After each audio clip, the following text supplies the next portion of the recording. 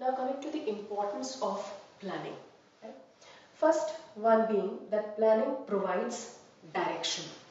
Now, when we say that planning provides direction, right, even it's very important for every organization that there has to be unity. There has to be unity in direction. There has to be unity in direction. That means all the divisions of an organization, they are moving in the same direction. Now, in what direction are they moving? They all are moving towards the accomplishment of the organizational goals. And where are these organizational goals being set up? In the process of planning. So it is because of planning, right? Under planning only, right? The basic broad objectives and goals of an organization are laid down, and all the divisions of an organization, be it a sales department, production department, finance department, marketing department, whichever department we talk about, they all are working towards the successful accomplishment of the organizational goals, which are being laid down in the process of planning. So therefore it is rightly said that planning provides direction. Secondly, planning reduces the risk of uncertainty. Now, how will planning reduce the risk of uncertainty?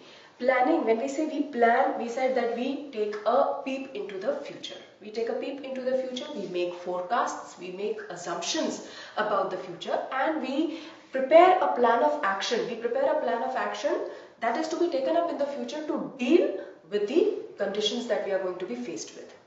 Right? Now, it is only we are making an assumption we are making certain assumptions about future. Okay?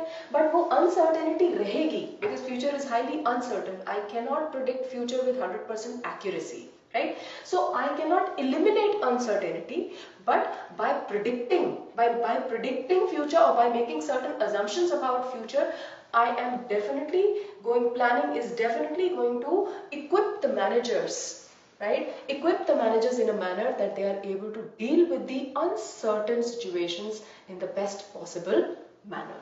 So planning reduces the risk of uncertainty.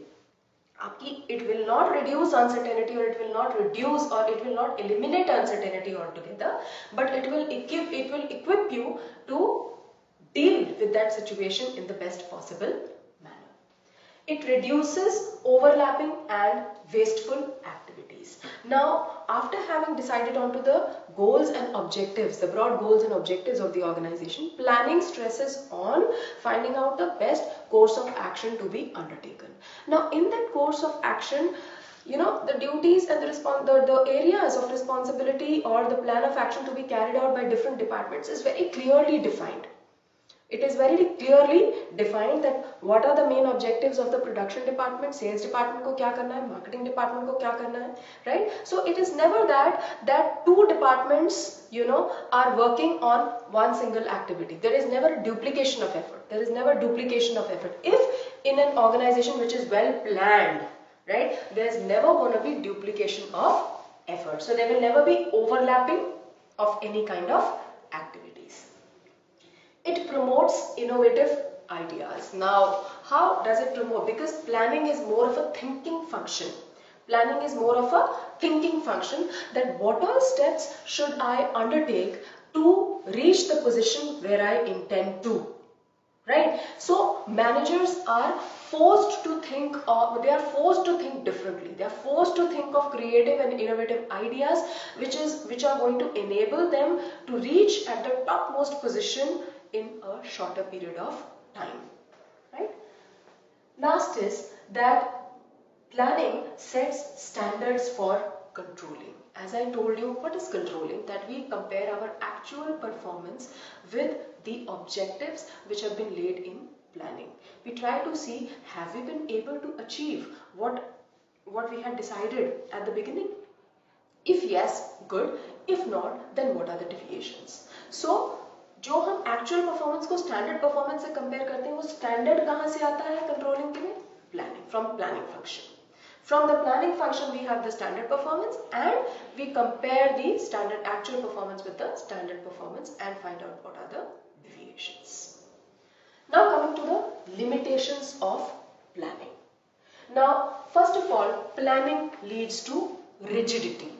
Now, there is a tendency, when so much of time has been spent in drawing up a plan, right? So there is a tendency on part of the manager to stick to the plan, right? But in such a case, what happens is, because we are dealing with the external environment which is highly volatile, sometimes when we stick to the same plan because so much of time and money has been spent on the same thing, okay? So it leads to a kind of rigidity. It leads to a kind of rigidity.